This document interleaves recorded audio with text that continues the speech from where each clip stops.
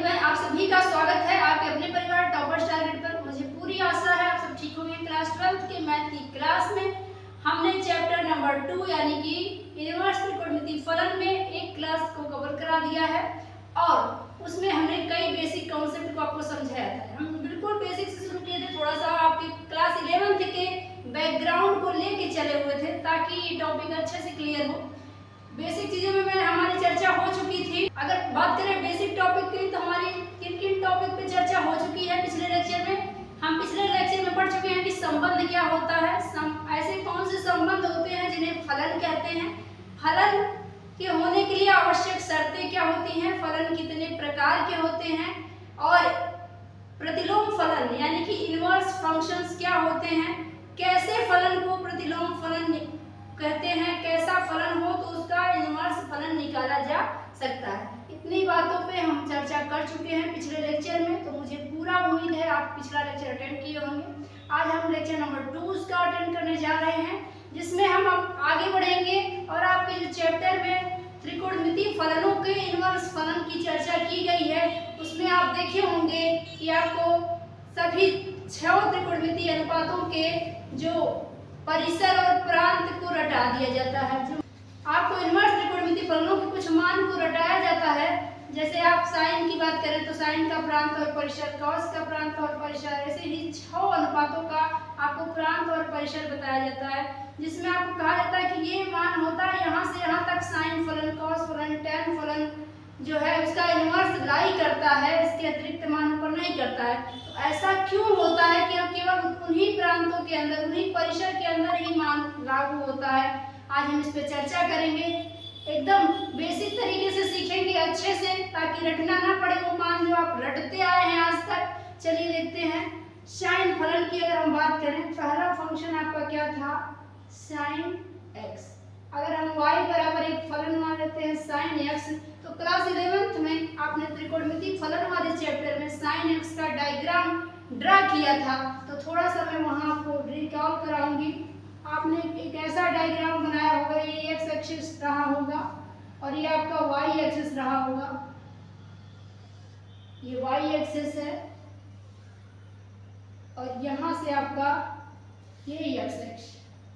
अब आप sign diagram में कैसे बनाए होंगे, यहाँ से उठा के ऐसे ऐसे ऐसे, फिर बात करें तो ये भी ऐसे ऐसे, दोनों तरफ इनफाइनाइट तक चला जाता है, इधर भी और इधर भी।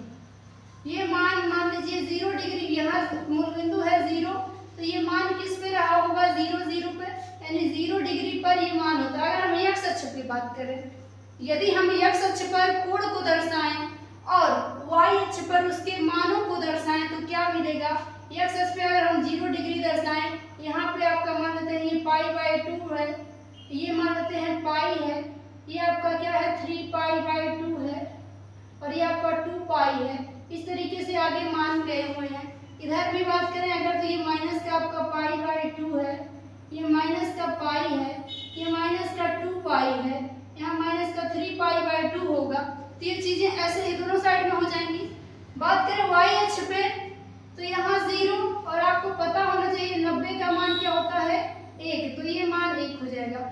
यानी कि आप क्या देखेंगे, कोई भी मान है साइन फलन का तो वह किसके बीच में लाई करता है, मान आपका 0 से 1 के बीच में लाई करता है। और कोण कोई भी हो, मान आपका जो भी है साइन फलन का 0 से 1 के ही बीच में पड़ता है, उससे ज्यादा मान साइन का नहीं आता है। कितना आता है, मात्र 0 से 1 के बीच में ही आता है। तो यहाँ पे अगर हम फलन का मान लिखें, इस तरीके से लिखें, मान लीजिए इधर हम दर्शाते हैं कोण को, ये a है समुच्चय, ये सेट b है, इसमें कोण दर्शाएंगे, इसमें उसका मान लिखेंगे। तो मान लीजिए ये 0 डिग्री है, ये आपका π/2 माइनस का है, ये माइनस का पाई है। इधर बात करें तो ये आपका जो होगा माइनस प्लस π/2 और ये माइनस का पाई।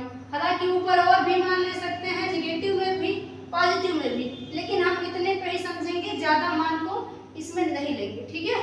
तो अब यहाँ पे अगर हम बात करें तो 0 डिग्री का मान आप जानते हैं क्या होता है, 0 होता है। माइनस π/2 का मान साइन की बात कर रहे हैं हम यहाँ, किस फलन की? साइन फलन की। तो साइन पाई बाय 2 यानी 90 डिग्री का मान 1 होता है, लेकिन नेगेटिव है तो माइनस का 1 हो गया। फिर पाई का मान फिर से 0 हो जाता है, तो -0 करें तो भी वो 0 ही होगा। यहाँ बात करें पाई बाय 2 का तो ये 1 हो जाएगा और ये फिर से 0 हो जाएगा, ये प्लस का हुआ पाई। तो यहाँ पे क्या देख रहे हैं, ये साइन x का इनवर्स फलन नहीं है, ये साइन फलन है, y बराबर साइन x। ये त्रिकोणमितीय फलन जो है ये क्या है? इनवर्स नहीं है, इसका अभी इनवर्स बनाया जाएगा और बताया जाएगा तब वहां पे कहां से कहां तक लाई करेगा। तो यहाँ पे अगर हम मिलाए तो 0 डिग्री का मान आपको 0 मिल गया, ये इसका मान है, ये इसका मान है, ये इसका मान है, ये इसका मान है। ठीक है, तो हमने क्या फलन की परिभाषा में लेक्चर नंबर 1 में क्या आपको बताया था? क्लास 11th में भी अच्छे से हम लोग क्या पढ़े हैं? संबंध और फलन को। तो फलन में हमने बताया था कैसे संबंध को फलन कहते हैं। एक ऐसा संबंध फलन कहलाता है जिस संबंध में सभी प्रांतों का कोई ना कोई मान हो, कोई छूटना नहीं चाहिए। तो देखो इधर अगर प्रांत है, ये परिसर है, तो सभी प्रांतों का कुछ ना कुछ मान है, ये तो क्लियर है। दूसरा क्या है, तो यहाँ पे जो क्या है, सभी प्रांतों के अपने अलग मान हैं। देखिए ध्यान से, पाई का मान ये 0 है, तो ये मान जो है इस ऋण पाई का कोई दूसरा मान नहीं है। हाँ, अलग बात है कि पाई का मान भी 0 आ गया है, लेकिन ऋण पाई का ही दूसरा मान थोड़ी दिया है, ये किसी और चीज का मान दिया है, ना कि इसी का दूसरा। जब इसी का मान लीजिए मैं यहाँ भी मिला दूँ, 2 मान हो जाए, तब फलन की परिभाषा से बाहर हो जाएगा, तब ये फलन नहीं कहा जाएगा। लेकिन अगर इसका एक ही मान है तो ये निश्चित रूप से फलन होगा। अच्छे से मैंने इस बात को समझाया है आपको लेक्चर नंबर 1 में, तो मुझे पूरी उम्मीद है आप अटेंड किए हैं। नहीं किए हैं तो वीडियो के डिस्क्रिप्शन में लिंक है, उस लेक्चर को आप जरूर अटेंड करिएगा। बहुत बेहतरीन तरीके से मैंने फलन को आपको एक्सप्लेन किया हुआ है, तो वहाँ से आपको फलन में कोई डाउट नहीं रह जाएगा, जरूर से अटेंड कर लीजिएगा। अब चलते हैं इसी साइन फलन का इनवर्स फलन बनाने, जिसका हमें काम है, जो चैप्टर हम पढ़ रहे हैं। तो साइन का इनवर्स लाएंगे तो ये ट्रांसपोज हो जाएगा, यानी कहने का मतलब ये है कि b इधर बनेगा और a उधर बनेगा। तो यहाँ पे इसी का हम खींचने जा रहे हैं इनवर्स फलन। तो फिर से वही चीज, ये आपका a और b आपकी साइज चेंज कर लेंगे, मतलब कि b अब इधर हो जाएगा, a बाद में हो जाएगा। अब ये सेट b आपका यहाँ आ गया, a यहाँ पे आ गया।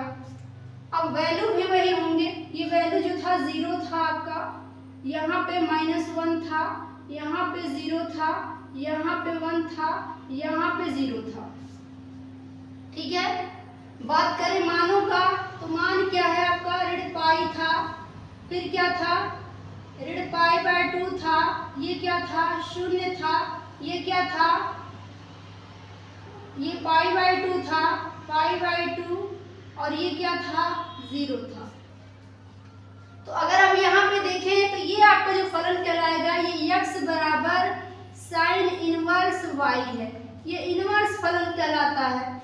ठीक है, यानी कि इसको दूसरे साइड में ट्रांसपोज कर देंगे। तो यहाँ पे अब क्या ये फलन है पूरा? नहीं, अभी यहाँ पे गड़बड़ी है। मान लीजिए, देखिए 0 का मान ये हो चुका है, तो इसी 0 का कोई दूसरा मान नहीं होना चाहिए। जिस हिसाब से ये देखिए ऋण पाई का 0 मान हुआ है, तो ऋण पाई का कोई दूसरा मान नहीं हुआ है। मैंने बताया अभी फलन की परिभाषा में कि ऋण पाई का मान अगर 0 है तो ऋण पाई का कोई दूसरा मान ना दिया हो तो वो फलन है। तो देखिए यहाँ पे तो लाई किया, भले ही 0 कई अलग अलग चीजों के मान है, यही 0 का भी मान है, यही 0 पाई का धन पाई का भी मान है, लेकिन ऋण पाई का ही 2 अलग मान नहीं है। ये मान कई लोगों का है, लेकिन ऋण पाई का केवल एक ही मान है 0। तो यहाँ भी उस कंडीशन पालन होना चाहिए। हो रहा है कि नहीं? 0 का मान ऋण पाई है, इसी 0 का मान देखिए 0 भी दिया है, इसी 0 का मान फिर 0 भी दिया है, ये आपका पाई हो जाएगा। ये लास्ट में पाई लेंगे, 0 तो दे चुके हैं ऑलरेडी। तो इसी 0 का अगर 3 मान है तो प्रत्येक प्रांत का एक सिंगल प्रतिबिंब कहाँ से बन रहा है? यहाँ तो 3 प्रतिबिंब बन गया, उसी 0 का 3 मान दे दिया गया, यानी कि यहाँ पे अभी फलन की परिभाषा का पालन नहीं कर रहा है। ठीक है, इसीलिए कहा जाता है कि प्रतिलोम त्रिकोणमितीय फलन उन सभी मानों के लिए लाई नहीं करता है जितना कि त्रिकोणमितीय फलन है ना, उसमें से कुछ ही ही परिसर तक हम कह सकते हैं कि पालन करता है। तो देखिएगा ध्यान से, कहाँ तक पालन कर रहा है, बस हम उतने को बनाएंगे, बाकियों को छोड़ देंगे, बाकियों को मान लेंगे कि फलन है ही नहीं। तो यहाँ पे देखिए 0 0 0 रिपीट हो जा रहा है, तो क्या ये रिपीट जो कर रहे हैं उन्हें हटा दिया जाए? अगर इस 0 को हम हटा देते हैं, इस 0 को हटा देते हैं और इस पाई को हटा देते हैं, तो क्या अब ठीक ठाक हो गया फलन आपका? देखिए जरूरी नहीं इसके ऊपर की मानों में रिपीट नहीं करेगा, जब इतने में ही रिपीट कर दिया तो आप जानते हैं कि एक सर्कुलर में एक पॉइंट पर 360 डिग्री कोण बनाते हैं, और ये 6 के 6 त्रिकोणमितीय अनुपात इस 360 डिग्री घूमने में 2 बार अपना मान रिपीट करता है। 2 बार ऐसा होता है कि समान मान मिल जाते हैं। तो यहाँ आगे भी जो मान लिए जाएंगे उन पर भी यही हाल होगा जैसे 0 का हो रहा है। इसीलिए ऐसा नहीं समझिएगा कि बाकी मान पे तो हमने चेक ही नहीं किया, बाकियों पर भी वही होगा। क्लियर है? अब देखिए, क्या अब ये फलन की परिभाषा का पालन कर रहा है? अब देखिए यहाँ 0 तो ठीक है, इसी 0 का एक और मान दिया है, अभी भी पालन नहीं कर रहा है, तो इस 0 को भी हटा देंगे, और जैसे 0 हटाएंगे पाई भी हट जाएगा। अब आपको क्या नजर आ रहा है? 3 मान नजर आ रहे हैं। ऋण 1 पे क्या मान है? ऋण π/2 है, और यहाँ 0 पर क्या है? 0 है। एक मान है π/2 का, तो यहाँ पे कहीं रिपीट हुआ? सभी का अलग अलग ही प्रतिबिंब बना, और सभी का प्रतिबिंब बन भी गया। कोई अकेला ऐसा है नहीं कि जिसका प्रतिबिंब ना बना हो, और सभी का अलग अलग भी है। तो ये फलन के नियम का पालन कर रहा है, इसीलिए ये क्या होगा? फलन भी होगा और प्रतिलोम फलन होगा। किसका? इस फलन का। साइन फलन का प्रतिलोम फलन ये होगा, लेकिन जैसे कि आप देख सकते हैं इतने सभी मानों पर या आगे और आने वाले मानों पर भी ये फलन है, लेकिन ये और बाकी मानों पर लाइन नहीं करेगा। जैसा हमने अभी 0 वाले उदाहरण पे देख लिया, तो यहाँ पे इसका प्रांत और परिसर नोट करिए। अगर बात करें त्रिकोणमितीय फलन का प्रांत क्या होगा? इसका प्रांत बताइए, इसका परिसर बताइए। प्रांत और परिसर पे चर्चा हम पिछले लेक्चर में किए थे। पहले वाले का सभी पार्ट जो यूज होते हैं वही प्रांत होते हैं, तो यहाँ इसका प्रांत क्या था?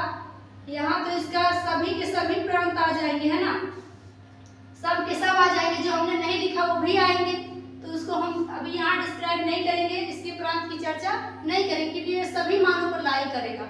हम चर्चा इस पे करते हैं। इसका जरूरी है कि आप प्रांत और परिसर लिखिए। प्रांत बताइए और क्या बताइए? परिसर।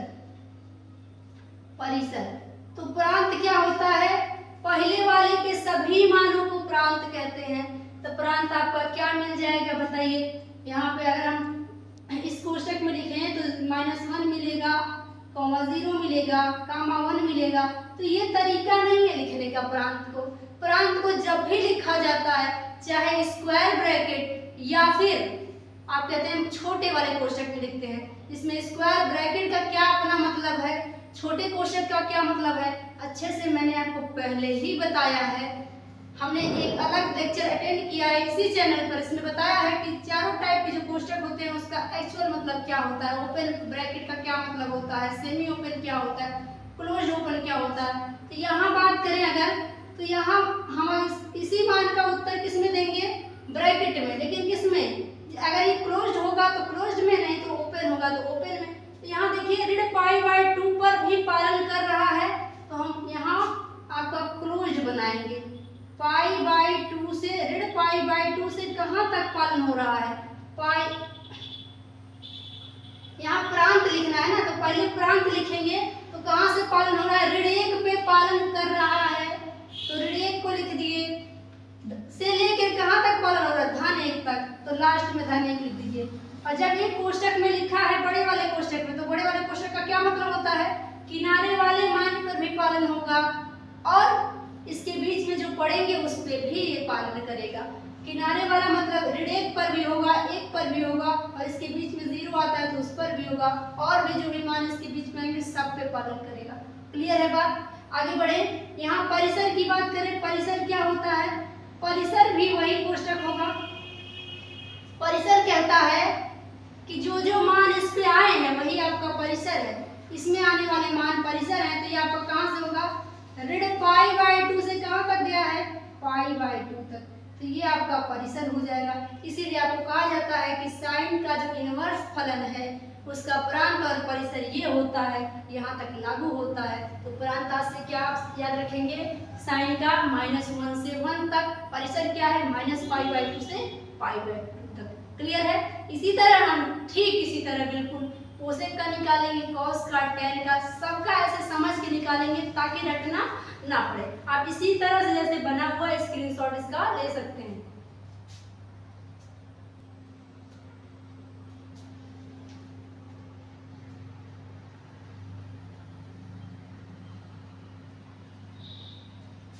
इसी क्रम में आगे बढ़ते हैं और कास का ही निकालते हैं। कास का प्रांत और परिसर क्या हो जाएगा, अगर हम y बराबर फलन ले लें cos x, इसके लिए क्या आपको डायग्राम बनाया गया था, कुछ याद है?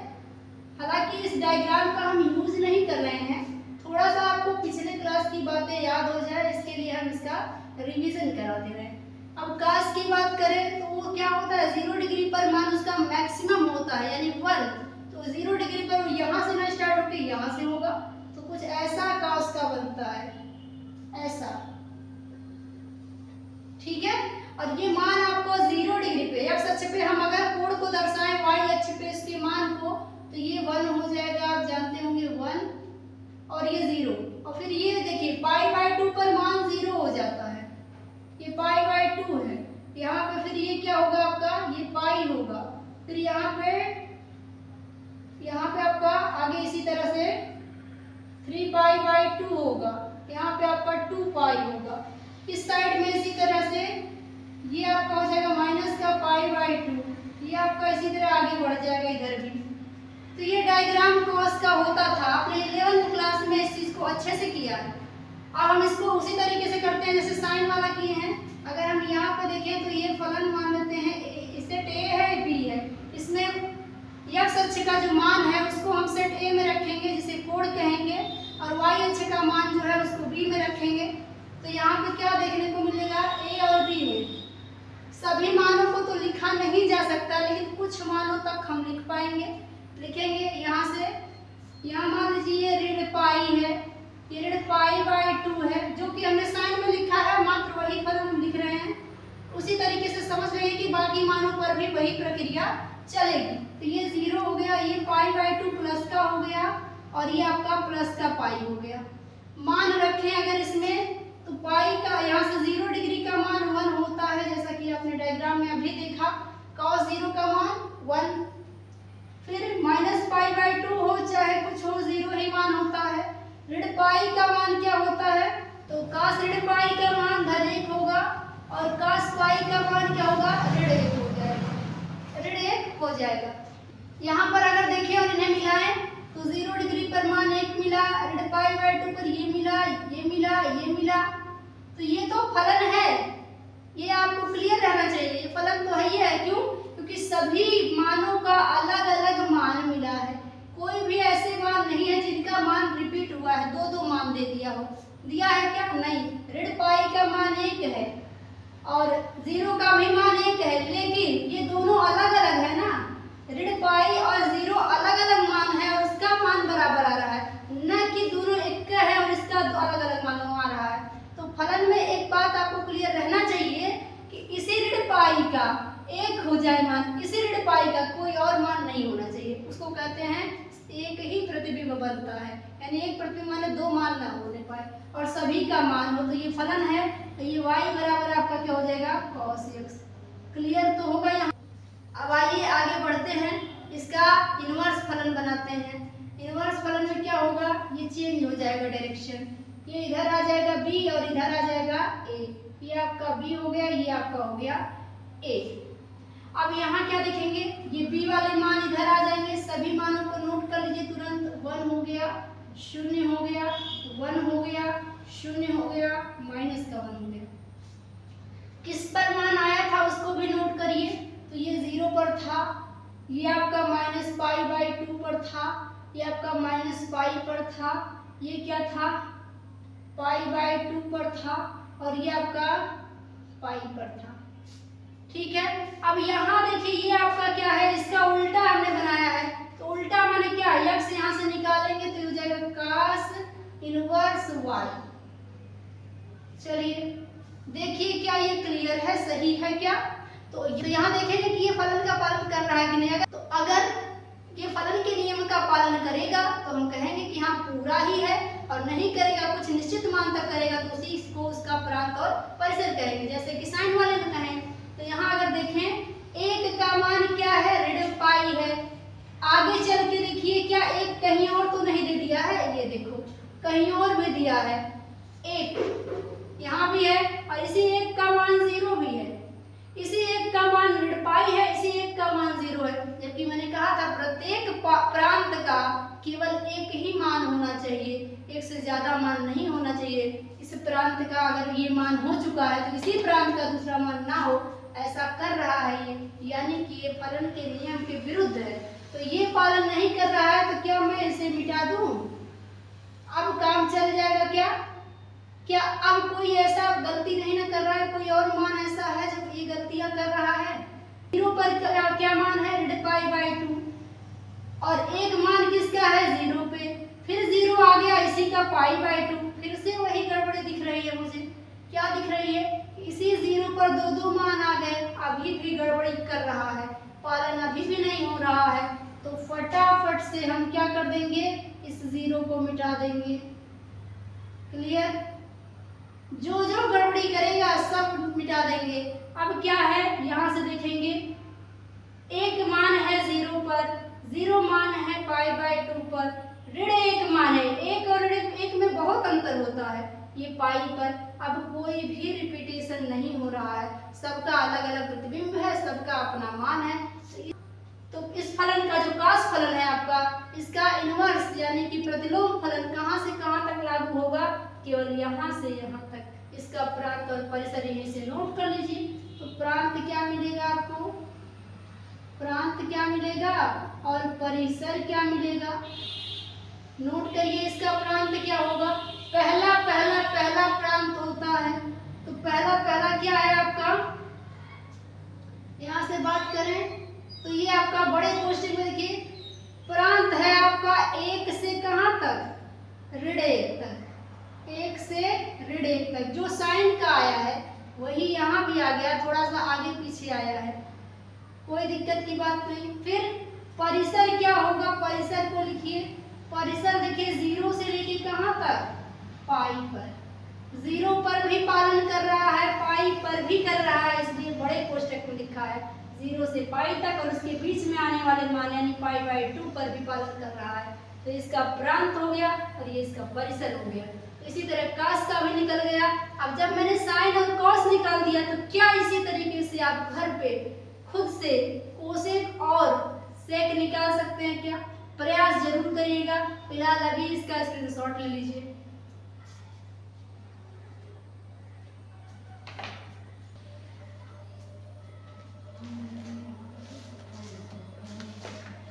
तो आइए इसी क्रम में आगे बढ़ते हैं और tan फलन का हम प्रांत और परिसर पे चर्चा करते हैं।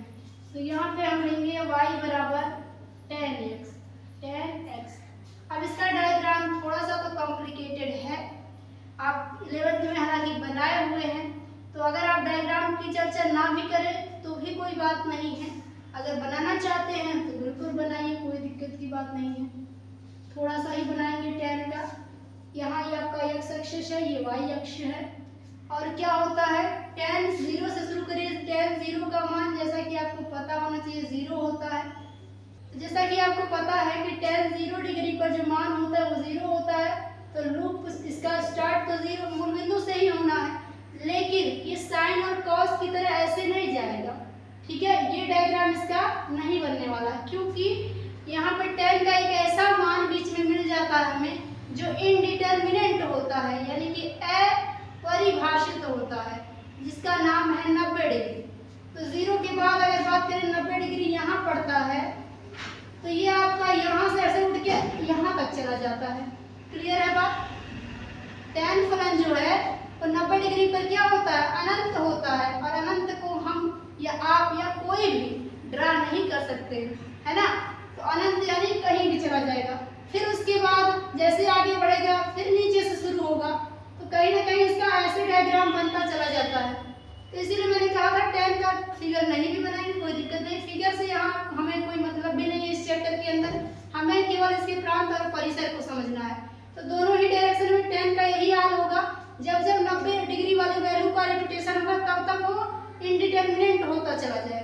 अब हम इस पर चर्चा नहीं करेंगे, हम चर्चा करेंगे इसके फलनों पर। कहाँ से इसके प्रांत और परिसर पर। तो यहाँ पे मान लीजिए ए और बी इसके अलग अलग सेट हैं, जिसमें ए में हम दर्शाएंगे इसके कोड और इसके मान को दर्शाएंगे सेट बी में। तो यहाँ से हम वही मान उठाएंगे। आपका लिए थे ऋण पाई बाय 2, शून्य, धन पाई बाय 2 और पाई। मान क्या होते हैं? tan 0 पर 0 होता है, पता होना चाहिए आपको। ऋण पाई बाय 2 पर मान अनंत होगा, चाहे ऋण में हो चाहे धन में हो, पाई बाय 2 पर अनंत ही होगा। और अनंत चाहे ऋण में हो चाहे धन में हो, हमें उससे कोई मतलब नहीं इसके चिन्ह से, क्योंकि ये अपरिभाषित है। बात करें tan पाई की, बात करें अगर tan 180 की, तो ये मान भी होता है आपका 0 और 0, चाहे धन हो चाहे ऋण हो, कोई चर्चा ही नहीं है। यहाँ भी ये 0 होता है। तो कुल मिला के ये आपका फलन क्या है? y बराबर tan x। हमें किससे मतलब है? इसके इनवर्स फलन से। और इनवर्स फलन से हमें क्या मतलब है? कहाँ तक ये लाई करेगा, इसका परिसर कहाँ तक मिल पाएगा। तो इस फलन को उल्टा लिख देंगे, यहाँ से यहाँ तक, ये b इधर, ये a इधर। अब क्या देखेंगे? इस मान को इसमें लाइए, तो ये 0 था, ऋण इनफाइनाइट 0, इनफाइनाइट 0।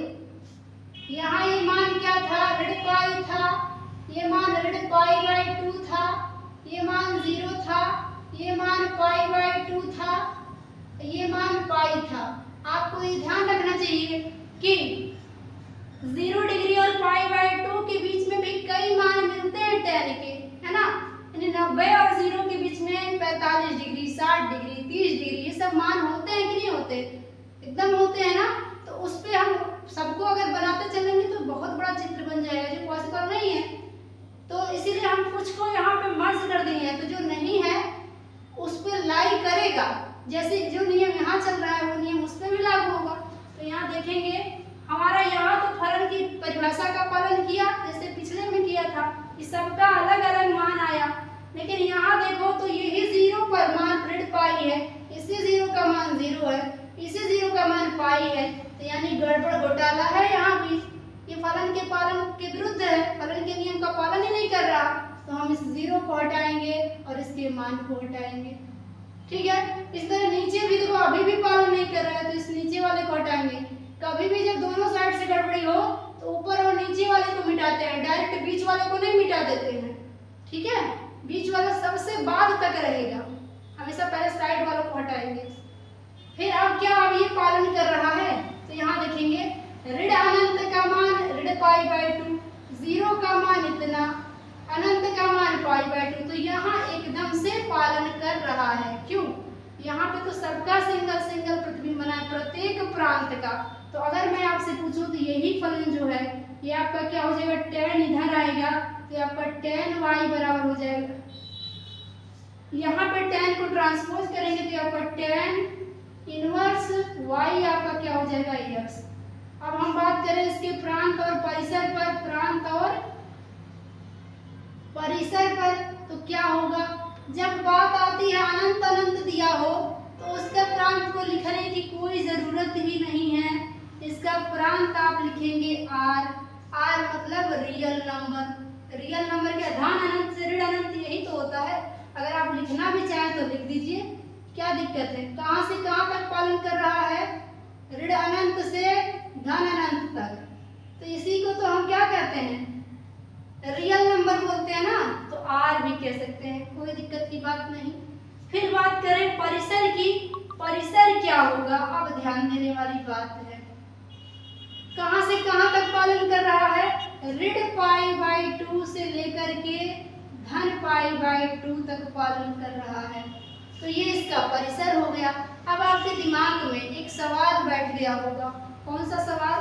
कि मैंने साइन वाले में, कॉस वाले में जब परिसर को लिखा तो इस वाले कोष्टक में लिखा, और जब मैं tan का परिसर लिख रही हूँ तो इसे छोटे कोष्टक के अंदर लिख रही हूँ। बन रहा है कि नहीं बन रहा है? सवाल नहीं आया दिमाग में? देखिए ये सवाल इसलिए नहीं आया क्योंकि यहाँ पे देखो ऋण पाई बाय 2 पे मान इसका क्या है? अनंत है। और जब मान अनंत है तो क्या अनंत तक आप उसकी कल्पना देखा ही नहीं कितना होता है। तो इसीलिए ये मान के चलते हैं कि अनंत को तो नहीं देख सकते, लेकिन उससे बीच धन अनंत और ऋण अनंत के बीच के मानों को तो हम अच्छे से देख सकते हैं, एनालाइज कर सकते हैं। तो ये मान के चलते हैं कि इनके बीच में, इसका मतलब होता है कि इन पर नहीं लेकिन इनके बीच में जो मान होंगे उन पर लागू होगा। क्योंकि देखिए ऋण अनंत हो तो अनंत तो अपने आप में पता नहीं कितना है, तो ऋण अनंत हो चाहे धन अनंत हो, इसमें हम इस पर मान को परिभाषित ही नहीं कर सकते, कभी भी अनंत पर मान परिभाषित हो ही नहीं सकता। इसीलिए हम साइड में लिख दिए हैं कि क्या है, ये आपका साइड वाले मानों पर परिभाषित नहीं होगा, इसके बीच वाले मानों पर परिभाषित होगा। छोटे कोष्ठक का मतलब क्या है कि जो साइड वाले मान है उन्हें नहीं लेना है, इन दोनों के बीच में जितने मान आएंगे उस पर लागू होगा। ठीक है, क्योंकि अनंत को परिभाषित ही नहीं किया जा सकता है, तो कैसे उस पर हम कह दें कि परिसर होगा यहाँ। ठीक है, तो यहाँ साइड में जो लिखा है इसका मतलब है उसका मान नहीं लिया जाएगा, इसलिए छोटे कोष्ठक का प्रयोग हुआ। तो इसका भी स्क्रीनशॉट ले लीजिए। फिर इसी तरीके से हम जैसे मेन तीनों फलनों का हमने करा ही दिया, साइन, कॉस और टेन का, तो इन्हीं की मदद से इसके जो अपोजिट हैं, यानी टेन का अपोजिट कॉट है तो इसकी मदद से निकाल देंगे, कॉस का अपोजिट सेक है तो उसकी मदद से निकालेंगे, साइन का अपोजिट कोसेक है तो कोसेक कोसाइन की मदद से निकाल देंगे। उसका स्क्रीनशॉट ले लीजिए।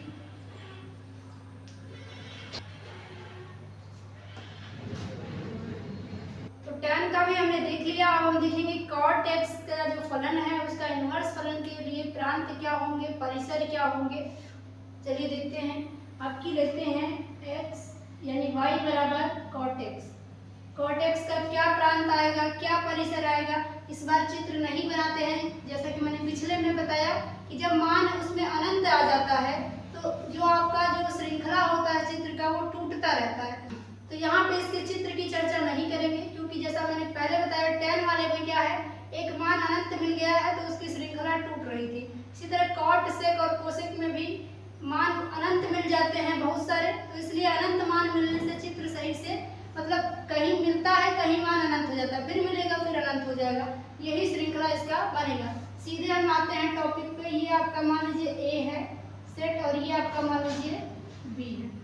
अगर हम इसमें आपका कोणों का मान और इसमें उसके मानों को दर्शाएं, इसमें कोण और इसमें मान को, तो क्या मिलेगा। सेट ए में अगर वही मान ले लें, ऋण पाई ले लें, ऋण पाई बाय 2 ले लें, 0 ले लें, धन पाई बाय 2 ले लें और ले लें पाई। इसमें इनके मानों को 0 डिग्री पर मान क्या होता है, हम cot x की बात कर रहे हैं, तो cot 0 का मान क्या होगा, ध्यान से देखिएगा, tan का ही उल्टा cot होता है। तो tan 0 अगर 0 है तो cot 0 0 का उल्टा, यानी जैसे बात करें अगर tan 0 आपके पास क्या है, 0 है, तो cot 0 इसी का उल्टा होता है, यानी 0 बटे में 1 का उल्टा होगा, यानी कि 1 बटे में 0, और बटे में जब भी 0 जाता है मान अपरिभाषित हो जाता है।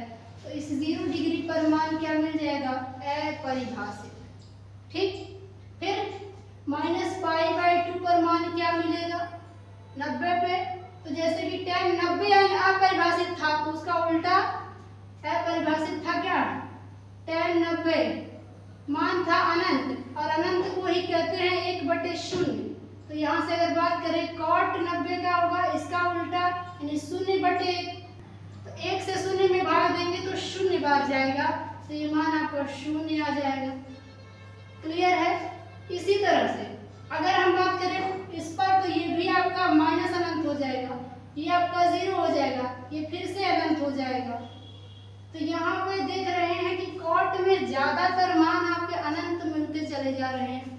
तो ये फलन जो है ये आपका y बराबर जो है cot x है, y बराबर cot x है। अब हम इसी का प्रांत और परिसर निकालेंगे इसके इनवर्स को बनाकर। तो cot x का इनवर्स क्या होगा, अगर हम यहीं पे खींच दें, ये आपकी b होगा और ये आपका क्या हो जाएगा, a होगा, और ये फलन अब बन जाएगा cot इनवर्स y बराबर x। ये इनवर्स फलन होगा। अब इसका बात करें, b वाला ऋण अनंत मान यहाँ चला आएगा, ये मान b वाले को लिखेंगे 0, अनंत, 0, फिर से अनंत। मान किस पे आए थे, ये अनंत आया था ऋण पाई पर, ये 0 आया था 0 पर, ये अनंत आया था आपका 0 पर, और ये 0 आया था ऋण π/2 पर। यहाँ से बस उल्टा लिख रहे हैं, सब वही है। ये हो जाएगा आपका π/2 और ये हो जाएगा पाई पर। तो हम देखेंगे कि क्या यहाँ फलन के नियमों का पालन हो रहा है क्या। इसको इरेज करते हैं।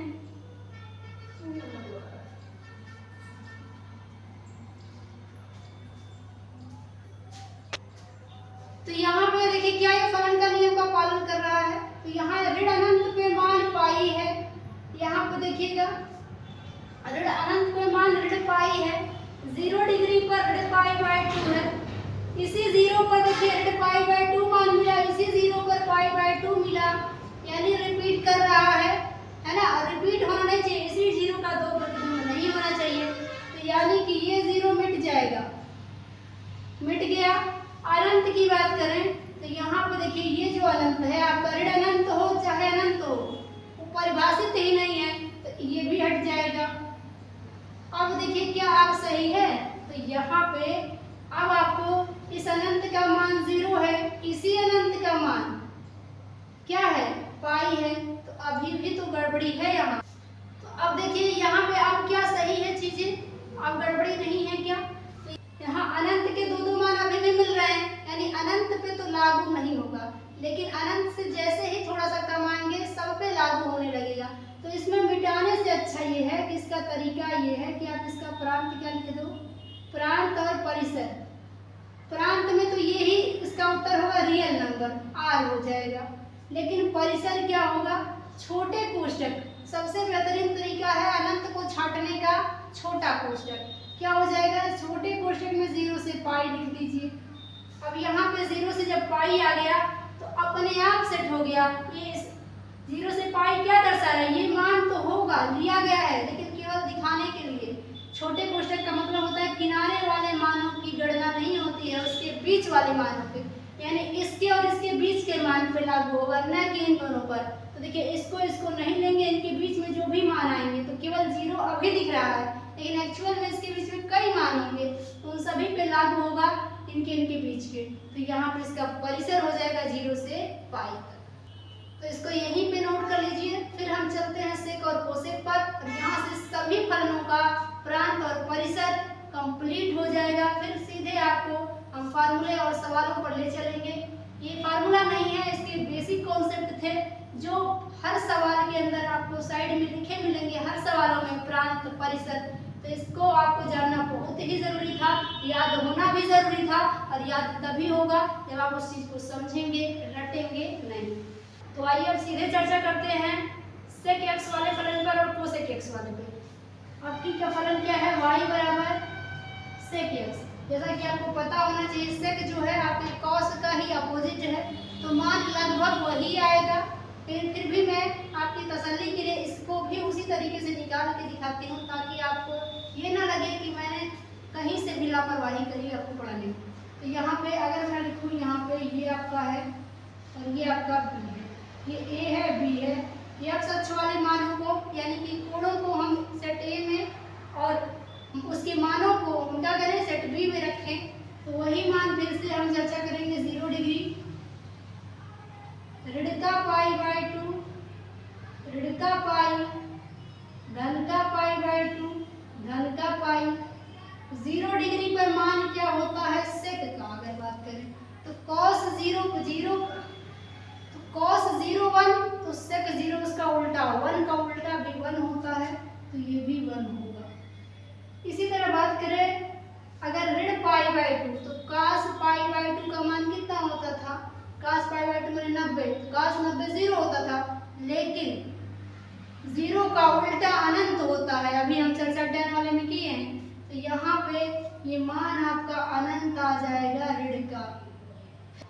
बात करें cos पाई का, cos पाई यानी कि 180, cos 180 का मान 0 होता था, तो sec 180 क्या होगा, sec 180 0 का उल्टा माने 1/0, और जब बटे में शून्य गया है मान अपरिभाषित हुआ है, तो यहाँ भी मान अपरिभाषित ही मिल गया भाई।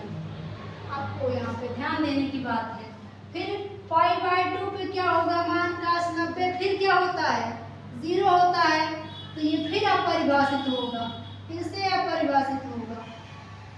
फिर 180 की बात करें, यहाँ फिर अपरिभाषित हो रहा है। तो अगर आप ध्यान दें तो कुछ मानों को छोड़ दिया जाए तो मान अपरिभाषित ही दिख रहा है इसमें। तो ये तो आपका सेक फलन है, लेकिन सेक इनवर्स फलन क्या होगा, यानी सेक को उधर ट्रांसपोज अगर कर देंगे, सेक इनवर्स y बराबर x क्या होगा, यहाँ दिशाएं बदलती हैं, ये b इधर आ जाएगा, a इधर आएगा। इन मानों को अगर हम उल्टे क्रम में लिख दें, यहाँ ऋण अनंत, यहाँ धन अनंत, ऋण अनंत, 1 अनंत, अनंत, और यहाँ मान लिखें ऋण पाई बाय 2, 0। फिर बात करें ये पाई बाय 2 और ये लास्ट मान आपका है पाई। तो यहाँ तो फलन के नियम का पालन इसने किया, लेकिन दूसरा वाला देखिए क्या ये पालन कर रहा है, सबका प्रत्येक प्रांत का केवल एक ही प्रतिबिंब बन रहा है क्या। तो देखो यहाँ इसका यही मान, इसी का मान ये है, फिर इसी का मान ये भी हो गया, इसी का मान फिर यहाँ रिपीट, फिर रिपीट पे रिपीट कर रहा है, तो यहाँ लागू नहीं हो रहा है। तो ऊपर से मिटाएं 1, नीचे से भी मिटाएं 1, तो ऊपर से मिटा दिए। अब क्या लागू हो रहा है, तो अभी भी देखेंगे तो यहाँ पे लागू नहीं होता नजर आ रहा है, क्योंकि यहाँ पे देखते हैं ऋण अनंत कहिए चाहे धन अनंत कहिए, अनंत तो चाहे ऋण हो चाहे धन हो परिभाषित ही नहीं है। तो यहाँ अनंत को फिर मिटाइए। अब क्या सेट है, मामला अभी भी गड़बड़ाया नजर आ रहा है, यहाँ भी तो रिपीटेशन है, लेकिन यहाँ पे इसमें आपस में तो रिपीटेशन है, ये तो नहीं रिपीट किया। बात करें इसमें, ये दोनों में रिपीटेशन है, लेकिन इसमें इसके बीच में अगर मैं इसको हटा दूं तो इसके अंदर कई ऐसे मान होंगे जिसपे पालन होना चाहिए था, तो यहाँ पे बेईमानी हो जाएगी अगर खड़े हटा दिया जाए। इसीलिए इसका जो परिसर होगा हम कुछ इस तरीके से लिखेंगे, इसका परिसर कुछ इस तरीके से हो जाएगा, ध्यान दीजिएगा। क्या होगा, जो कॉस का लिखते थे छोटे कोष्ठक में क्या लिखते थे, तो जो कॉस का लिखते थे वही होगा स्क्वायर ब्रैकेट में 0 से लेकर के कहाँ तक, पाई तक। लेकिन क्या वे सही है, यहाँ पाई बाय 2 पर भी तो यही मान हो रहा है, तो इसी को हम यहाँ से घटा देने वाले हैं। कि घटाएंगे किसको, ये पाई बाय 2 को। हम मान इधर वाला लिखते हैं परिसर में, इधर वाला तो 0 से पाई तक तो हुआ, लेकिन ऋण पाई बाय 2 को घटा दिए, क्योंकि यही ऐसा है जो रिपीट कर दे रहा है, वरना पीछे कोई मान रिपीट नहीं करेंगे, तो ये इसका परिसर हो जाएगा। अब मैं इसी प्रकार एक मान आपके लिए छोड़ती हूँ, आप उसका मुझे कमेंट में आंसर जरूर करिएगा। कोसेक यक्स का इनवर्स फलन आप हमें निकालिएगा जरूर। कोसेक इनवर्स y बराबर x का क्या परिसर आएगा, मुझे कमेंट में आंसर जरूर करिएगा, खुद से निकालिएगा इसी तरीके से। तो आज का लेक्चर यहीं खत्म करेंगे। अगले लेक्चर में हम फार्मूले के डेरिवेशन पे पढ़ेंगे, त्रिकोणमितीय अनुपातों के, और उस पर फिर प्रश्नावली के सवालों को कवर करेंगे। वीडियो पसंद आया है लाइक करना नहीं भूलिएगा, चैनल से नहीं जुड़े हैं तो सब्सक्राइब जरूर कर लीजिएगा। अपना ख्याल रखिएगा, मिलेंगे अगले वीडियो में, तब तक bye bye, take care, good luck.